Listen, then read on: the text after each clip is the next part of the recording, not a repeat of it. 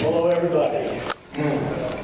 You know, I was browsing an online copy of Outdoor Life a couple months ago, and they had a nice one-page spread with 10 quotes from legendary sheep whisperer and outdoor writer Jack O'Connor.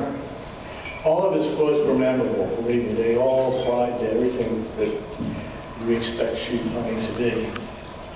But for me, one of the quotes stood out above all the rest. He said, "Sheep hunting is not for old men." He then went on to say, or to question why he was doing it at the age of 69. Of course, most of us expect to get drawn long before that. The reality is it never happens. And in fact, last year was 22 bonus points and my 69th birthday, just barely in the rearview mirror, and I got drawn.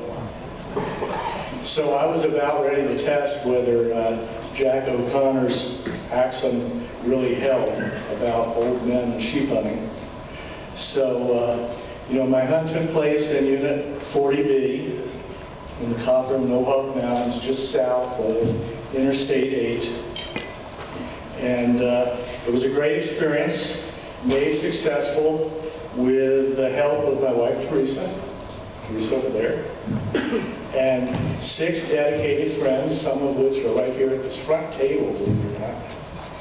And I had loans of the very best optics from a friend, with guidance from wildlife manager Scott Fisher, and 2 other hunters in the area. So my thanks to all of them. And early on in the scouting, I realized that I needed a decent way to keep track of all the rams I was hoping to see. So I figured simply counting the sheep and numbering them wasn't going to be enough. So I gave each sheep I saw a name of the U.S. President in the order that the presidents appeared. So George was a Class 1 ram that Steve and I saw sitting at lunch on the 2nd day of our first scouting trip in mid-October.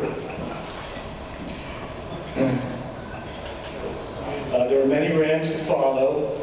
In November, Teresa and I watched James Madison, who happened to be ram number 4, from about 600 yards, accompanied by another ram and a ewe that was dancing out in front of him. James was a very distinctive Class 4 ram that I never saw again. But Mike Malone happened to harvest him.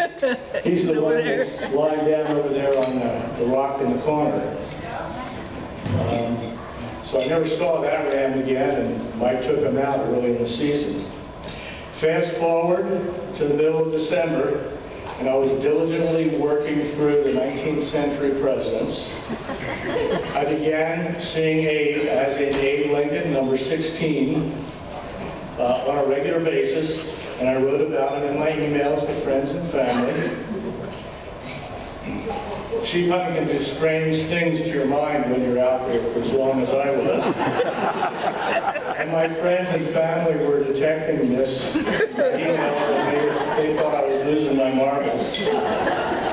And about that time, I began to wonder whether I might run out of names. Just think, for example, if we went all the way to 45.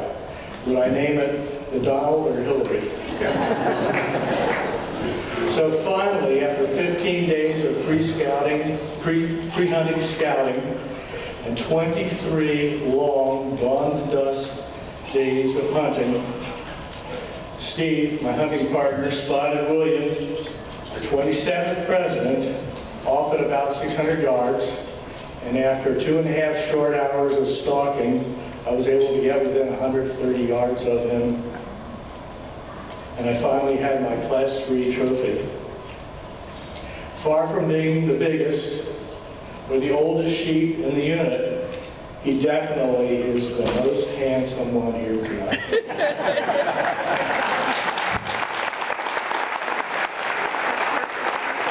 And not only that, at 6 years, he has provided excellent table fare all summer long.